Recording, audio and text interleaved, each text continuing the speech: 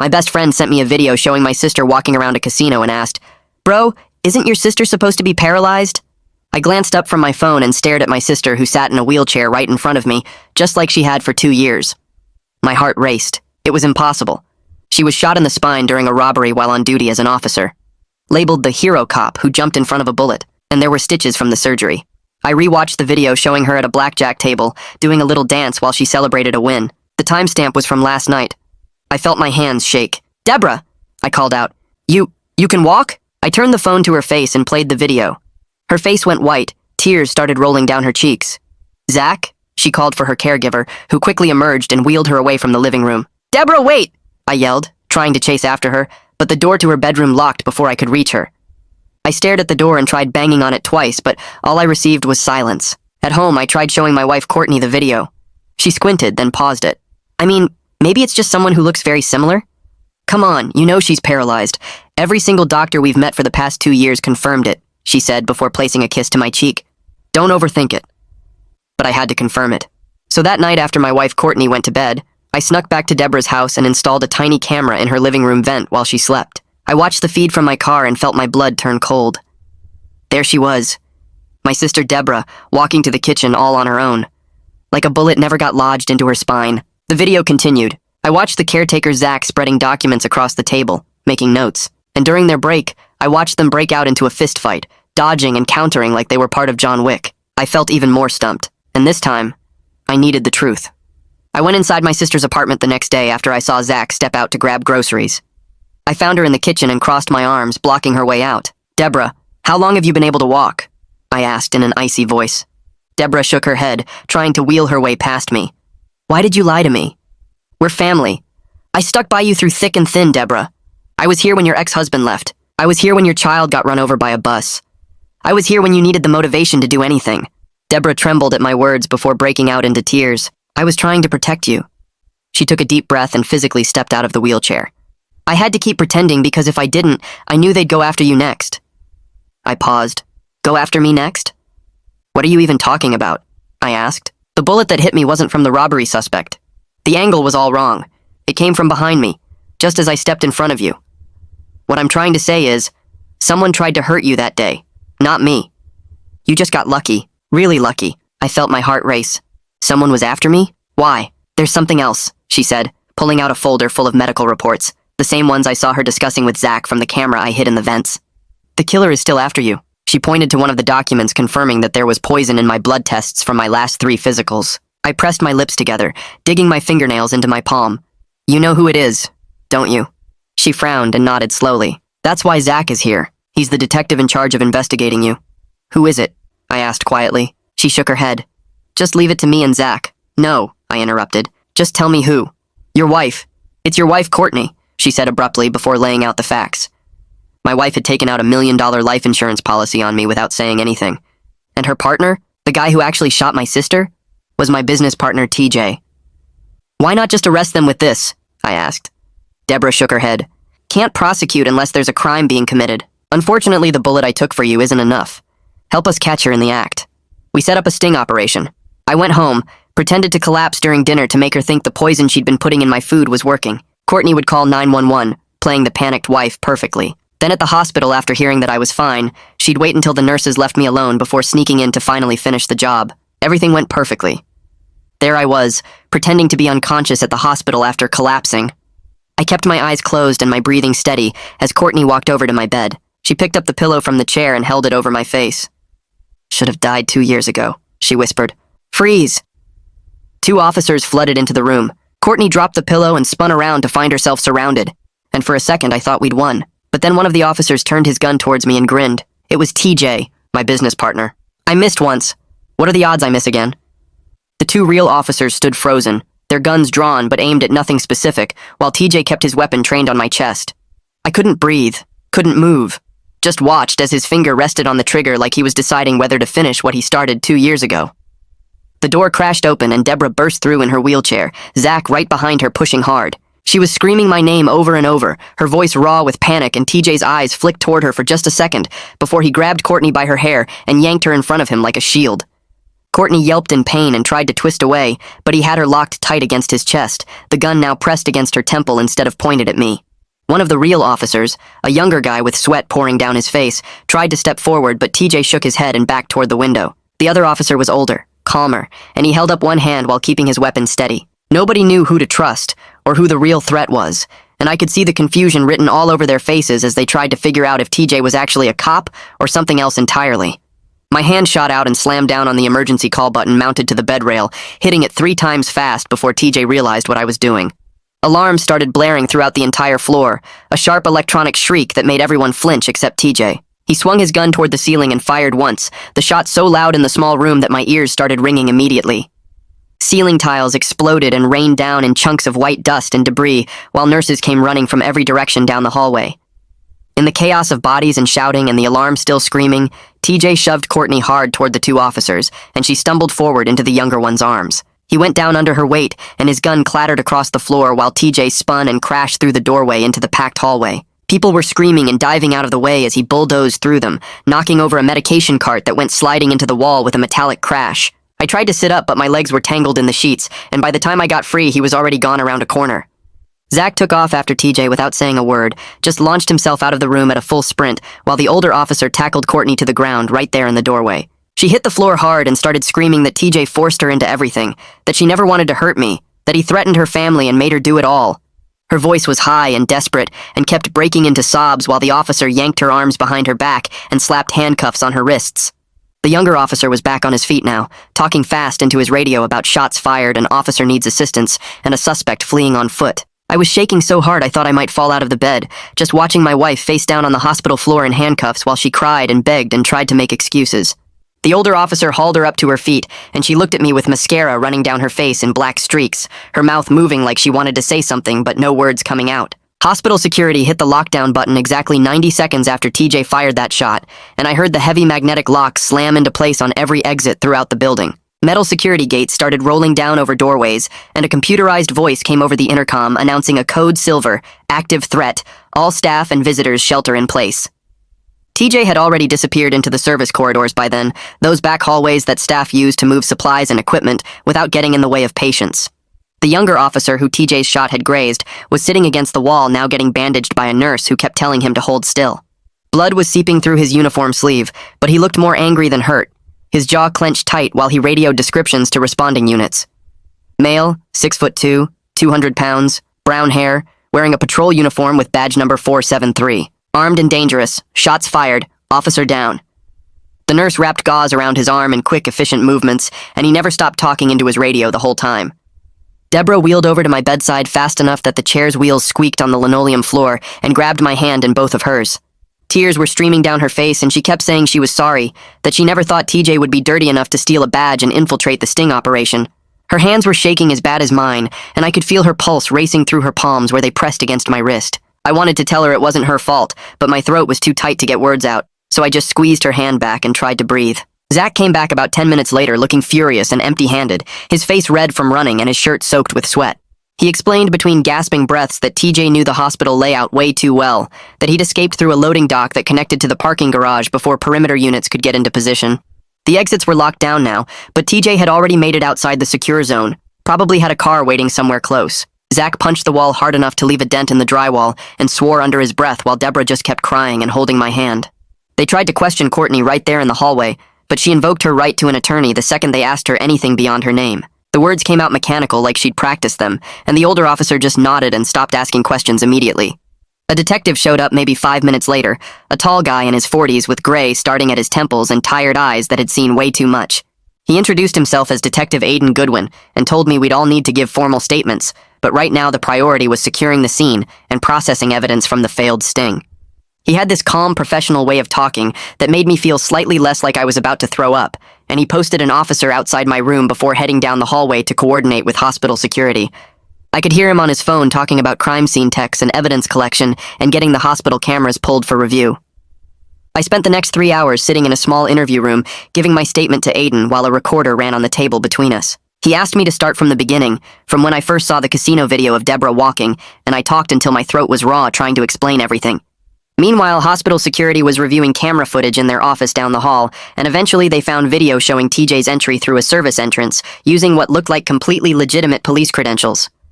The timestamp showed him arriving 20 minutes before the sting went down. Plenty of time to get into position and wait for his moment. Zach sat in on part of my interview and admitted he felt responsible for not anticipating a partner betrayal this deep, that he should have considered the possibility of dirty cops being involved. Aiden told him that dirty cops are every detective's blind spot, that nobody wants to believe their own people could be corrupt, and that's exactly what makes them so dangerous. The conversation went in circles for a while before Aiden finally said we'd done enough for tonight and let me go. By 2 a.m, they released me from the hospital with instructions to stay somewhere safe while they hunted for TJ. I didn't want to go home, couldn't imagine sleeping in the bed I'd shared with Courtney knowing what she'd tried to do, so Deborah insisted I come to her apartment. We walked out to the parking garage together, and this time she actually walked. No wheelchair, no pretending, just my sister on her own 2 feet like the past 2 years never happened. Zach had her wheelchair folded up in the trunk of his car, and we all climbed in without saying much. The drive took maybe 15 minutes through empty streets, and the whole time I kept checking the mirrors expecting to see TJ following us. When we got to Deborah's building, Zach walked us all the way to her door and checked inside before he'd let us enter, moving through each room with his hand on his gun until he was satisfied nobody was hiding there. I couldn't sleep even though I was exhausted down to my bones, just sat on Deborah's couch staring at nothing while she made coffee in the kitchen. The smell of it brewing was familiar and normal and completely wrong for everything that had just happened. She brought me a mug and sat down next to me and finally started explaining everything about her recovery and the investigation. She'd been working with Zach for 18 months after realizing the bullet trajectory didn't match the robbery suspect's position, that the angle was all wrong for someone shooting from where he'd been standing. They'd been slowly building a case while she maintained her paralysis cover to keep me safe, gathering evidence and watching Courtney and TJ without tipping them off. The physical therapy had been brutal, relearning to walk while pretending she couldn't, and every time she saw me she had to act like her legs didn't work. She cried while she told me this, and I cried too, both of us just sitting there on her couch drinking coffee and trying to process everything that had fallen apart tonight. Zach got a call from Aiden around 9 the next morning, saying they needed to loop in internal affairs, because TJ's badge access shouldn't have been possible without inside help. Someone in the department either gave him credentials or looked the other way while he got them, which meant they couldn't trust normal police channels until they figured out who the leak was. Helena Goodwin from Iowa showed up at Deborah's apartment by noon, a sharp-eyed woman in her 50s who didn't waste time on small talk. She interviewed all 3 of us about how TJ obtained police credentials and knew exactly when to show up at the hospital, taking notes in a small leather notebook and asking follow-up questions that made it clear she didn't miss anything. By the time she left 2 hours later, I felt wrung out and empty, like there was nothing left inside me except the knowledge that my wife had tried to kill me and my business partner had almost succeeded. Helena packed up her notebook and stood from Deborah's kitchen table, then turned to face all 3 of us with her arms crossed. She explained that someone inside the department either gave TJ a badge or looked the other way while he got one, which meant we couldn't trust normal police channels until they figured out who the leak was. She pulled out her phone and made 2 calls right there in front of us, speaking in clipped tones about vetted officers and surveillance assignments. Within 30 minutes, 2 plainclothes officers arrived at Deborah's building and positioned themselves in an unmarked car across the street. Helena pointed them out through the window and told us they'd rotate shifts every 12 hours until the internal investigation found the source of TJ's access. I watched those officers settle into their car and felt my stomach twist because now I couldn't look at any cop without wondering if they were dirty too. Every uniform became a potential threat, every badge a possible fake, and the paranoia dug into my brain like hooks I couldn't shake loose. Helena left around 3 that afternoon, and hospital security called Zach an hour later with footage they'd pulled from the service corridors. We huddled around Zach's laptop watching grainy video of TJ walking through a restricted hallway that required keycard access, wearing a patrol uniform that looked completely real down to the equipment belt and radio. The timestamp showed him entering 20 minutes before the sting operation went down, moving with confidence like he belonged there. Helena came back to review the footage herself and froze the frame on TJ's chest where his badge number was visible. She wrote down the number and made another call, then her face went hard when she got the answer. The badge belonged to an officer who retired 6 months ago, she told us, which meant someone either stole those credentials or TJ had connections way deeper than anyone thought. I felt cold realizing how long he'd been planning this, how many pieces he'd put in place while I trusted him as my business partner. Assistant District Attorney Philip Rawlings called Zach's phone the next morning, and Zach put it on speaker, so I could listen while Philip laid out the prosecution challenges we were facing.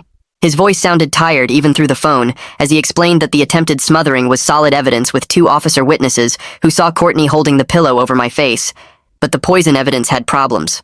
I'd been getting regular physicals from my normal doctor who had no reason to preserve blood samples for criminal investigation, so the chain of custody had gaps that defense attorneys would attack. Philip kept using legal terms I barely understood, but the message came through clear enough. We had some strong evidence and some weak evidence, and Courtney's lawyer would focus on poking holes in the weak parts. Philip continued talking, and his tone got even more serious when he started explaining what Courtney's attorney would argue in court. They'd claim she was forced into everything by TJ and never actually hurt me herself, playing the victim card while TJ's escape made him look guilty, but also meant we couldn't question him about who else might be involved. I pressed my hand against my stomach feeling sick, as Philip listed all the legal ways they could wiggle out of charges despite everything they'd done. The attempted smothering might get reduced to assault, the conspiracy charges might not stick without TJ to corroborate details, and the poison evidence might get thrown out entirely if the judge agreed about chain of custody issues. Zach thanked Philip for the update and ended the call, then we all sat there in Deborah's living room not saying anything because what was there to say? 2 days later, a toxicology specialist named Lloyd Ainsworth showed up at Deborah's apartment, carrying a thick folder of my medical records. He spread papers across the coffee table and pointed to highlighted sections showing chemical compounds in my blood work from 3 different physicals over the past 18 months. Lloyd explained in careful detail that the poison matched a rare industrial chemical used in manufacturing processes, not something you could buy at a regular store. The dosing pattern suggested someone with basic chemistry knowledge who was trying to cause organ failure slowly enough that it would look like natural causes, he said, while tracing his finger across a chart showing how the levels increased over time. My hands shook looking at those numbers and realizing how close I'd come to dying without ever knowing someone was poisoning me. My attorney Adriana Chavez arrived that afternoon after Philip recommended her, a sharp woman in her 40s who got right to business without any small talk. She sat me down at Deborah's kitchen table and opened her briefcase, pulling out documents about surveillance laws and evidence admissibility. Adriana explained in plain terms that the hidden camera I installed in Deborah's vent could become a major problem for our case, even though it revealed important information. I'd technically broken surveillance laws by recording in someone's home without their permission, she said, and defense attorneys would use that to attack my credibility and maybe even get evidence thrown out. I tried to argue that I needed to know the truth, but Adriana cut me off, telling me that judges care about legal procedure more than good intentions, and we needed to prepare for the camera footage being challenged in court. Deborah got called in for her own administrative inquiry the next day about hiding her recovery from the department. She came home 6 hours later looking completely drained and angrier than I'd seen her in years. She dropped into her wheelchair even though we were alone and told me her lieutenant suspended her while they investigated why she faked a disability for 2 years. The department saw it as lying about her medical status to collect benefits, she explained with her voice shaking, even though she'd been working with Zach on an active investigation the whole time. I watched my sister who took a bullet meant for me get punished for trying to protect me and felt rage building in my chest at how unfair everything had become. Zach pulled me aside later that evening when Deborah went to take a shower. He admitted quietly that he was worried about information leaks inside the department after seeing how TJ got badge access, so he'd been keeping details split up even from his usual partners. Zach looked me in the eyes and asked me to be extremely careful about who I talked to and what I said over the phone, because if there was a leak, then TJ probably knew we were hunting for him. I promised to be careful, but the paranoia got worse after that conversation, making me second-guess every interaction and wonder if someone was listening to everything I did. The news broke the following morning when a local website ran a story with the headline, "Hero Cop Who Can Walk," and detailed photos of Deborah at the casino. I found out when my phone started getting calls from numbers I didn't recognize, reporters trying to get comments about the scandal.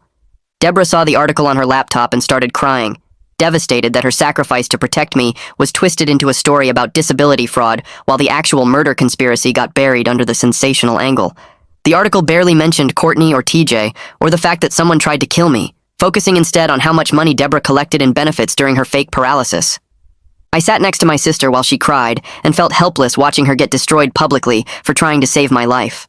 Courtney's bail hearing happened that same afternoon, and I drove to the courthouse with Zach, taking a seat in the back of the courtroom where I could see everything.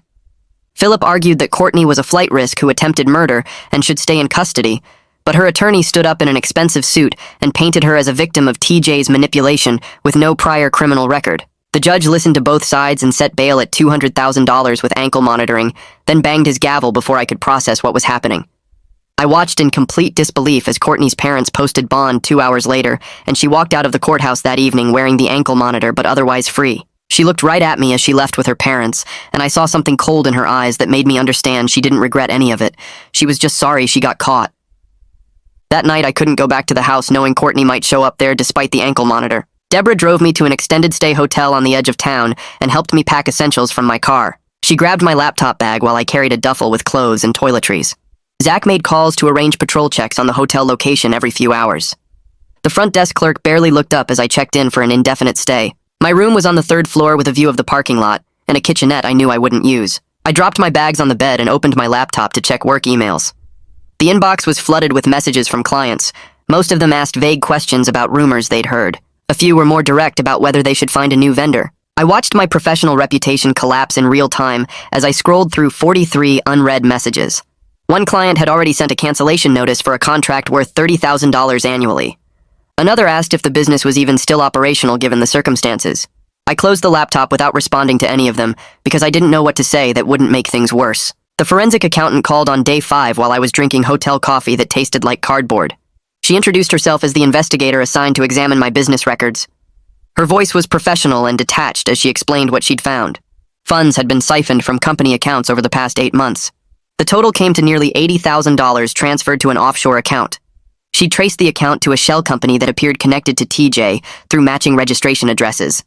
My hands started shaking as she walked me through the evidence. TJ had been stealing from our business for months while planning to kill me for insurance money. The accountant asked if I had any knowledge of these transfers, and I told her no. She said she'd send her full report to the prosecutor and investigators within 48 hours. I sat on the hotel bed after the call ended and stared at the wall for 20 minutes trying to process that my business partner had been robbing me blind while poisoning me. That afternoon, my phone buzzed with a message from an unknown number. The text was encrypted and told me to keep my mouth shut or else. I screenshot it immediately and called Zach. He arrived at the hotel within 30 minutes and examined my phone. He said he'd need to trace the number through the carrier and see if they could identify the device. Helena joined us an hour later and added the threatening message to the evidence file. She explained they couldn't prove TJ sent it without catching him with the actual burner phone. The message had come from a prepaid device purchased with cash at a convenience store. No security footage was available from the purchase because the store's cameras had been broken for weeks. Zach looked frustrated as he handed my phone back. He told me to forward any other messages immediately and not to respond to anything suspicious. Helena made notes in her file and said the threat could be used as evidence of witness intimidation if they ever caught TJ with the phone. Adriana filed for a protective order against both Courtney and TJ on day 5. I met her at the courthouse and signed the paperwork in a small office that smelled like old files. She explained the order would legally prohibit them from coming near me or contacting me. The judge reviewed the filing that afternoon given the attempted murder charge. He granted it immediately and set the boundaries at 500 feet. Adriana walked me through what the order meant in practical terms. If either of them violated it by coming near me, police could arrest them on the spot. But enforcement depended on officers actually catching them in violation. She said the order gave us legal grounds for their arrest, but didn't guarantee my safety. I signed the acknowledgement forms and left the courthouse feeling slightly more protected, but not actually safe. The protective order was just paper unless someone was there to enforce it when I needed help. Lloyd called with an update that same evening. He'd been working to trace the poison compound found in my blood work. His research identified a specialty chemical supplier that required business credentials to purchase the specific substance. He was filing subpoenas for their sales records to identify who bought it. The process could take 2 weeks because the supplier operated in a different state with complex privacy regulations. Lloyd sounded optimistic that the records would give us direct evidence linking Courtney or TJ to procurement of the poison. He explained that proving purchase of the substance would be crucial for the attempted murder charges. Right now, they had evidence of poison in my system, but no clear chain showing who bought it or administered it. The supplier records could finally close that gap and tie one of them directly to the weapon used. I thanked him for the update and marked 2 weeks on my phone calendar for when we might finally have that breakthrough evidence. Helena's investigation identified the patrol officer whose badge number TJ had used at the hospital. She brought him in for questioning on day 6 at police headquarters. I wasn't present for the interview, but Zach filled me in afterward. The officer claimed his credentials were stolen from his locker during his final week before retirement 6 months ago. He said he'd reported the theft to his supervisor at the time, but no formal investigation happened.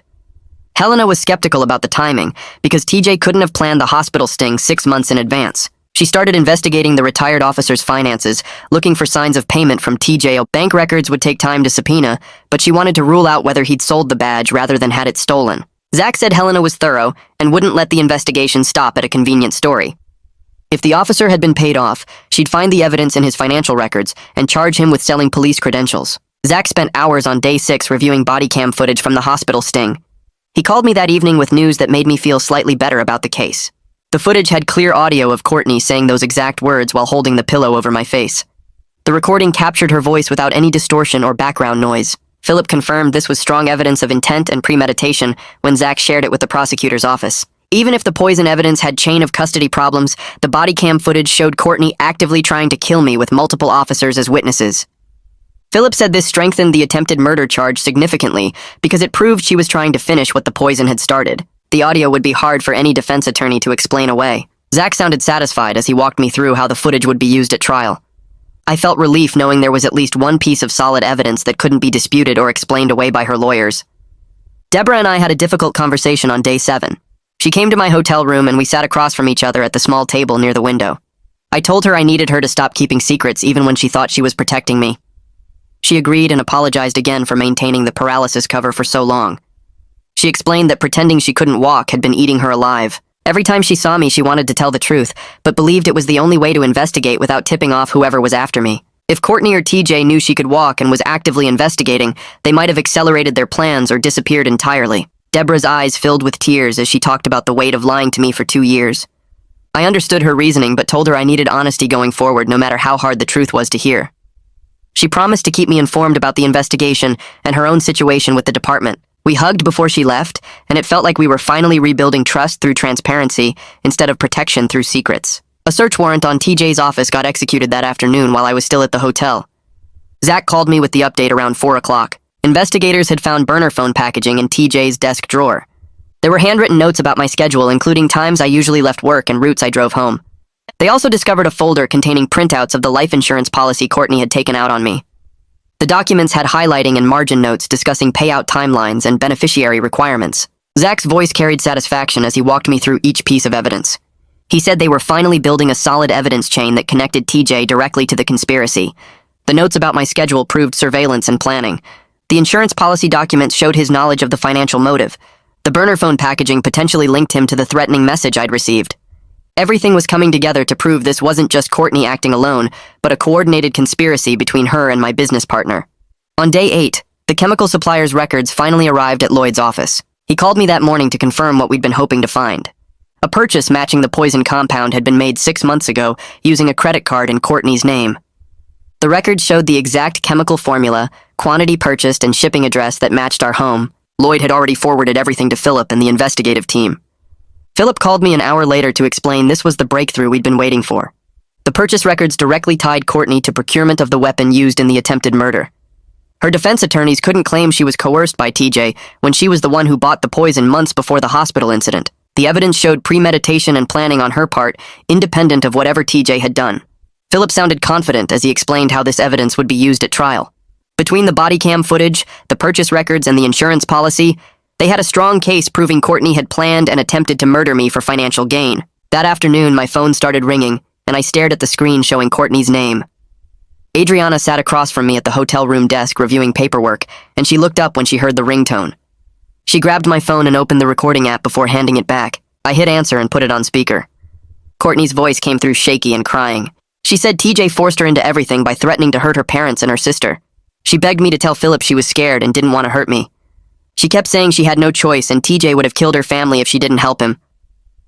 I stayed quiet while Adriana took notes and Courtney kept crying and asking me to please help her make a deal with the prosecutor. After 3 minutes, Adriana pointed at the phone and made a cutting motion across her throat. I told Courtney I needed to go and ended the call. Adriana saved the recording and sent it straight to Philip with a message explaining Courtney violated the protective order by calling me directly. Helena called Zach an hour later with news about her investigation. She identified a second officer who sent TJ a text message with my hospital room number 20 minutes before the sting operation happened. She brought him in for questioning that afternoon, and he admitted everything within an hour. He said TJ paid him $5,000 in cash to provide the room number. The officer claimed he thought TJ just needed it to serve divorce papers, and he didn't know anything about a murder plot. Helena didn't believe him, but the officer stuck to his story and said he would never have helped if he knew someone was going to get hurt. Philip told Zach the officer would face charges for obstruction and accepting bribes even if his divorce paper excuse was true. The next morning, Helena called me directly to explain what hospital administration found while reviewing visitor logs from my stays over the past year. They discovered multiple entries that had been altered or deleted from the system.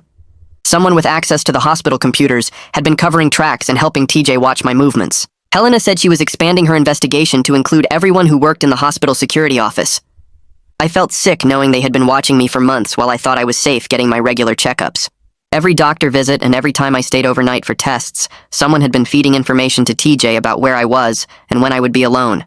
Helena promised to find whoever helped him, but I couldn't shake the feeling that I had been completely exposed without knowing it. Day 9 arrived and Lloyd went to testify before the grand jury about the poison evidence. He spent 3 hours walking them through his analysis of the chemical compound and the procurement records showing Courtney's purchase. Philip called me that afternoon sounding excited. The grand jury returned indictments against both Courtney and TJ for attempted murder, conspiracy to commit murder, and fraud related to the life insurance policy. Philip explained that indictments meant the grand jury found enough evidence to move forward with criminal charges, and now we could proceed to trial. He said the attempted murder charge carried a possible sentence of 20 years, and the conspiracy charge added another 10 years on top of that. I asked what happened next, and Philip said he would reach out to Courtney's attorney with a plea offer. The next day, Philip called Courtney's attorney and offered a deal. Courtney would have to cooperate fully against TJ, including testimony about how the conspiracy started and where TJ was hiding now. In exchange, Philip would recommend a reduced sentence instead of taking her to trial on all charges. Her attorney said they needed time to think about it and discuss options with Courtney. Philip gave them 48 hours before the offer expired, and he proceeded to trial on everything. I spent that evening staring at my laptop trying to figure out how to save my business, but the numbers didn't work. Day 10 arrived and I got an email from my bank saying my business accounts were partially frozen while the forensic investigation continued. I couldn't access enough money to make payroll for my 3 employees. I called each of them that morning and explained that the company was under criminal investigation because of TJ's theft. I had to lay them off temporarily until the accounts got unfrozen and the investigation finished. They all understood, but I could hear the worry in their voices about finding new jobs and paying their bills. I watched my professional life fall apart because TJ had stolen from the company and dragged my name into a murder scandal. Every client who heard the news would think I was involved somehow. That afternoon, I walked out to my car in the hotel parking lot to grab my charger from the front seat. A dark sedan came around the corner going way too fast and headed straight for me. I dove between 2 parked cars and hit the pavement hard while the sedan sped past where I had been standing 2 seconds earlier. My hands were scraped and bleeding and my shoulder hurt from the impact. Hotel security came running and helped me up while other guests called the police. The security cameras captured the whole thing, including a clear shot of the license plate. Aiden showed up 30 minutes later and ran the plate through the system. The car was registered to a rental company and had been paid for using a credit card from one of TJ's shell companies. Aiden assigned an officer to watch the hotel parking lot and told me to stay inside as much as possible. Deborah showed up that evening and knocked on my hotel room door. She came in and sat on the couch while I made coffee. We talked for hours about our childhood and how we ended up in this situation with her faking being in a wheelchair and me almost getting murdered by my own wife. She told me about her physical therapy over the past 2 years and how hard it was to pretend she couldn't walk every single time she saw me. She said there were moments when she almost told me the truth because lying to me felt worse than the bullet wound. She described doing exercises in her apartment late at night and having to stop whenever she heard footsteps in the hallway. She talked about the first time she stood up after 6 months of recovery and how she cried because she thought she would never walk again. I told her I understood why she did it, even though it hurt to know she kept such a huge secret. We hugged and she promised to keep being honest with me no matter what happened next. Day 11 started with Adriana calling me before I finished breakfast. She said I needed to promise not to try contacting TJ directly, no matter how angry I got. She explained that anything I did could mess up the criminal case against him. Defense attorneys would use any mistake I made to argue that their clients were the real victims and I was the one causing problems. She said I needed to let law enforcement handle everything, even though it felt way too slow and frustrating. I promised to stay away from TJ and let Aiden and Helena do their jobs. That evening, Zach showed up at my hotel room with his laptop. He opened a folder of surveillance photos from earlier that day, showing TJ meeting with someone at a parking garage downtown. The photos clearly showed them exchanging something that looked like a gun, or maybe a knife. Zach said Aiden got a warrant for the parking garage location within an hour. Officers searched the area and found a storage locker TJ had been renting under a fake name. Inside the locker, they discovered a fake passport with TJ's photo, but a different name. They also found an airline confirmation for a flight to Mexico, scheduled for 3 days from now. Zach showed me copies of everything and said TJ was planning to run before his trial date. Aiden put out alerts to every airport and border crossing to watch for TJ using either his real name or the fake passport identity. Next morning, I got a call from my own number and my hands started shaking before I even answered it. TJ's voice came through the speaker screaming about how I destroyed everything we built together and ruined his entire life. I kept him talking, asking him why he did it and what he thought would happen, while Aiden stood next to me making hand signals to keep the conversation going. TJ yelled about Courtney promising him half the insurance money and how the business was failing anyway, so why shouldn't he get paid for fixing the problem? I watched Aiden's tech guy working on a laptop with headphones on, tracking the cell signal while I asked TJ more questions about when they started planning this. The tech guy held up 5 fingers, then pointed at his screen and Aiden nodded, writing something on a notepad that said waterfront area. TJ kept ranting about how I never appreciated his contributions to the company and always took credit for his ideas, which wasn't even true, but I didn't argue because the tech guy was still working. After about 8 minutes, the tech guy circled something on a map, showing a commercial zone near the waterfront with a bunch of warehouses and storage facilities.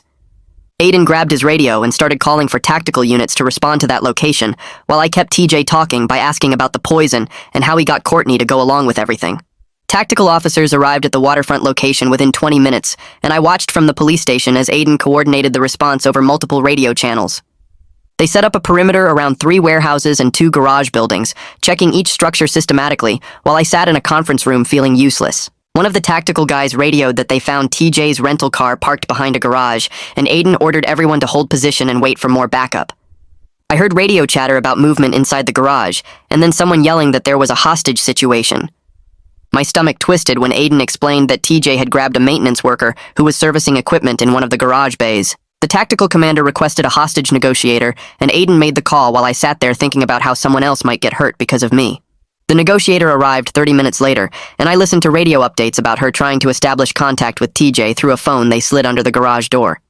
TJ refused to pick up the phone for the first hour, and I felt sick watching the clock tick forward while that maintenance worker stayed trapped inside with a guy who'd already shot a cop and tried to kill me twice. The standoff dragged on for 3 full hours, and I spent most of that time pacing around the conference room while Zach brought me coffee I couldn't drink. The negotiator finally got TJ talking around the 2-hour mark, and I listened to her calm voice over the radio, asking about his needs and trying to build rapport. TJ demanded a car and safe passage to the border, which the negotiator said she'd work on while really just buying time for tactical to get better positions. Around hour 3, TJ started talking about how tired he was and how he never meant for things to get this bad, which the negotiator said was a good sign he was coming down from his rage. She convinced him that releasing the hostage would show good faith and help his case with prosecutors, and after another 20 minutes of back and forth, TJ finally let the maintenance worker go. The guy came stumbling out of the garage looking scared but unhurt, and tactical officers grabbed him and pulled him to safety. 10 minutes later, TJ walked out with his hands up and tactical swarmed him, putting him face down on the concrete and cuffing him while I watched through Aiden's phone screen. Zach texted me a photo of TJ in handcuffs being loaded into a police transport van, and I felt my legs go weak with relief. I sat down hard in the conference room chair and put my head in my hands, trying to process that they'd actually caught him and nobody else got seriously hurt. TJ's attorney showed up at the police station within an hour, trying to negotiate before they'd even finished booking him. I watched through a window as the attorney sat with Philip in an interview room, offering to name whoever leaked information from internal affairs in exchange for reduced charges. The attorney also claimed TJ had information about other corrupt officers and could help clean up the department if they'd work with him. Philip listened to everything with his arms crossed, and then explained that TJ was facing decades in prison for attempted murder of a police officer, on top of attempted murder of me, plus kidnapping for the hostage situation. He said any deal would require complete cooperation, including testimony against Courtney, and full disclosure of everyone involved in the conspiracy. The attorney tried to argue that TJ was just a businessman who got in over his head, and made bad decisions under pressure, but Philip shut that down by listing all the premeditated actions, including stealing police credentials and planning multiple murder attempts over 2 years. I left before the meeting ended, because I couldn't stand being in the same building as TJ's attorney, trying to make excuses for everything he'd done. Helena interviewed TJ the next day with his attorney present, and the session lasted 6 hours according to Zach, who texted me updates throughout. TJ confirmed that the retired officer whose badge number he used had sold the credentials to him for $10,000 in cash. The retired officer claimed his badge was stolen, but TJ had text messages proving they'd arranged the sale at a diner 3 months before the hospital incident. Helena filed charges against the retired officer for theft of police property and sale of official credentials, which carried serious prison time, even for someone who'd already left the force. The department started reviewing other recent retirements to check for similar breaches, and Helena said they found 2 more cases where badges went missing right before officers retired. TJ also admitted he'd paid the patrol officer $5,000 to leak my hospital room number, which Helena already knew but needed confirmation for prosecution. The interview recording showed TJ trying to minimize his role by claiming Courtney masterminded everything, and he just went along with it. But the evidence clearly showed he'd been involved from the beginning, including the shot that hit Deborah 2 years ago. 3 weeks later, Philip called to tell me Courtney's plea deal was finalized. She agreed to testify against TJ in exchange for 15 years for attempted murder with possibility of parole after 10 years. Philip explained this was actually a reasonable outcome, given how strong the evidence was against her, and her cooperation would make sure TJ couldn't claim he acted alone, or that she was the real victim. I asked if 15 years was enough for someone who spent 2 years poisoning me, and Philip said the alternative was going to trial where she might get acquitted on some charges if her attorney convinced a jury she was coerced. He said this way we guaranteed she'd serve serious time and couldn't change her story later to help TJ.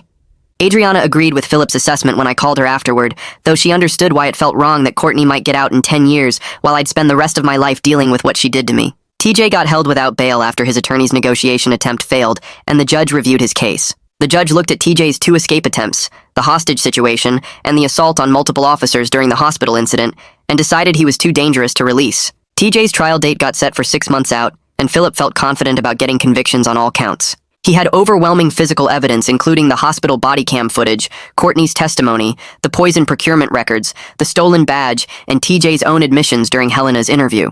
Philip said the only real question was whether TJ would take a plea deal once he realized how bad his situation was, or if he'd force us all to go through a trial where Courtney would have to testify about everything they'd planned together. 4 weeks after the hospital incident, I filed for divorce, and Adriana handled all the paperwork while I tried to process the reality that my wife had spent 2 years slowly poisoning me. The protective order got extended through the divorce proceedings, and I requested that all contact go through attorneys, so I'd never have to see or speak to Courtney again. Adriana said the divorce would be straightforward since Courtney was in jail and wouldn't contest anything, plus the attempted murder charge meant I had grounds that no judge would question. I signed papers dividing our assets and giving up any claim to things I didn't want to fight over, just wanting the whole process finished as fast as possible. My name came off the house deed and the car titles and every other piece of paperwork that tied me to Courtney, and each signature felt like cutting another thread connecting me to someone who'd tried to kill me. Deborah's administrative case got resolved after Internal Affairs confirmed she was working an active investigation under Zach's supervision the whole time. She received a formal reprimand for not properly documenting her undercover status with the department and got suspended without pay for 3 months. The suspension hurt her financially, but she avoided criminal charges for disability fraud and got to keep her job, which was the best outcome given how bad it could have been. Deborah told me she'd expected worse and was relieved the department recognized she'd been protecting an active investigation rather than just lying for personal benefit. She still had to go through more physical therapy and evaluations before they'd clear her for full duty, but at least her career wasn't completely destroyed by the 2 years she spent pretending to be paralyzed to protect me.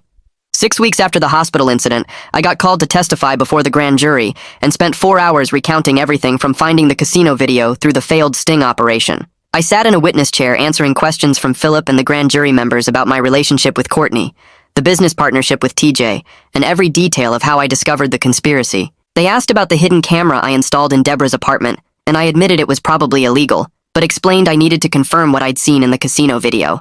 Philip showed them the footage of Courtney holding the pillow over my face, and the grand jury members looked horrified listening to her whisper that I should have died 2 years ago. I described finding the poison in my medical records and learning that TJ had shot Deborah while actually aiming at me, watching several grand jury members take notes while I talked.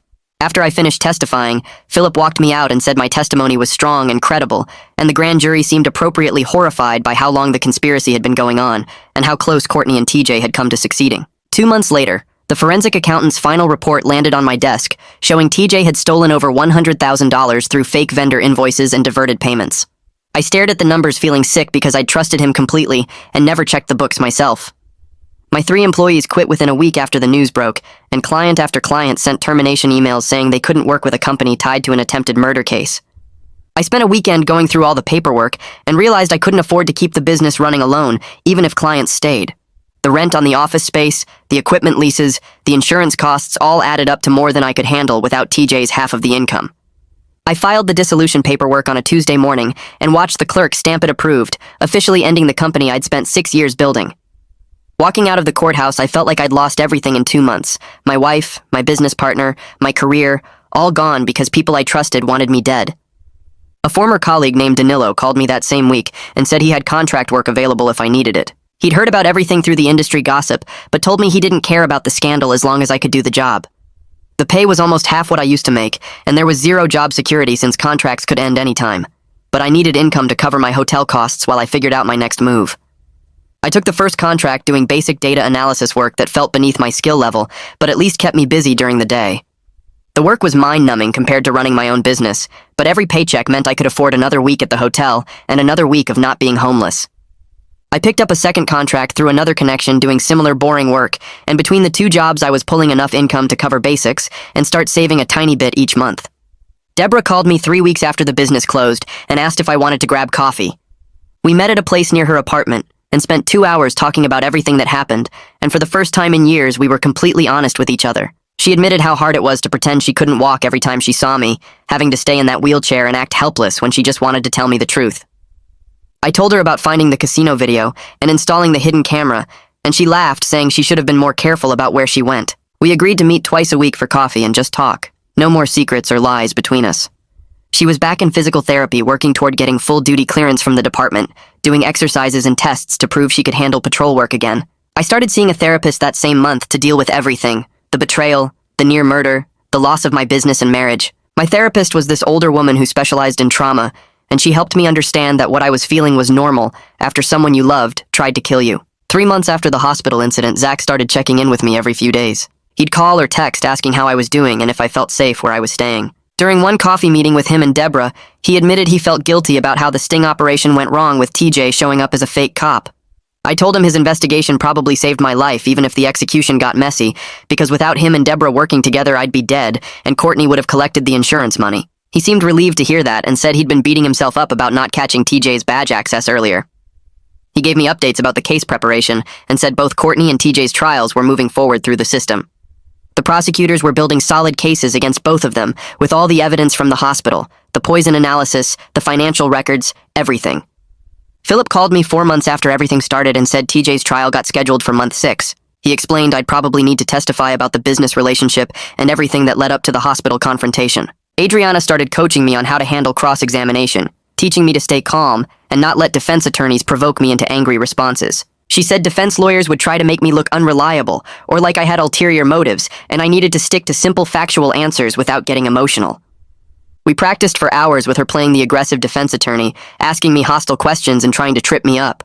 She taught me to pause before answering, to say I don't know or I don't remember if I wasn't sure, and to never guess or speculate about anything. The preparation was exhausting, but I knew I had to be ready because my testimony could help put TJ away for decades. I found a small apartment in a different neighborhood that same month, 4 months after the hospital incident. The place was modest with just one bedroom and a tiny kitchen, nothing like the house I'd shared with Courtney with its big backyard and finished basement. But it was mine and it was safe, and nobody in this neighborhood knew about the scandal or recognized my name from news articles. Moving in felt like the first real step toward rebuilding my life as my own person. I bought cheap furniture from a discount store and spent a weekend setting everything up, hanging curtains and organizing my clothes in the closet. Standing in my empty living room that first night, I felt this weird mix of sadness about everything I'd lost and relief that I finally had my own space again. The apartment was quiet and peaceful, and I could lock the door knowing Courtney wasn't going to walk in and try to poison my food. Deborah got cleared for desk duty 5 months in after passing all her physical evaluations. She was working toward full clearance but had to start with administrative work while the department finished their review process.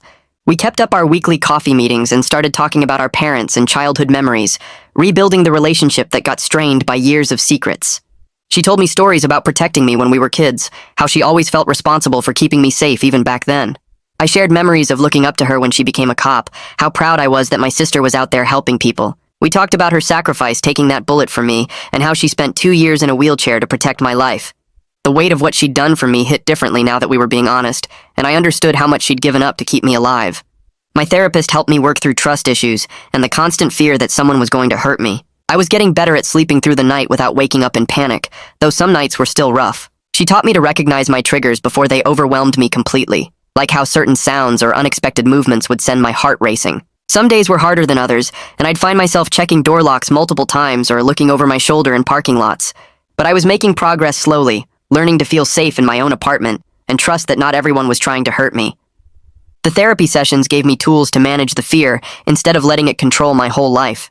6 months after the hospital incident, I was settled into my apartment with steady contract work coming in regularly.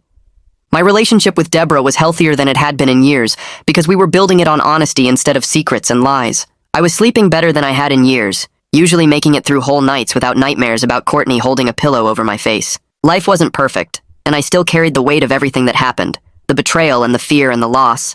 But I was paying my rent on time, showing up for therapy every week, having coffee with my sister twice a week, and slowly building a new normal. My apartment felt safe and the contract work kept me busy, and I wasn't looking over my shoulder quite as much anymore.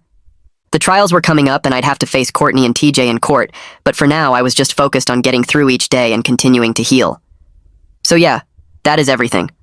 Nothing fancy, just one of those stories that needed to be told. Thanks for keeping me company for a few minutes. It honestly makes this feel real. Come back whenever you feel like it.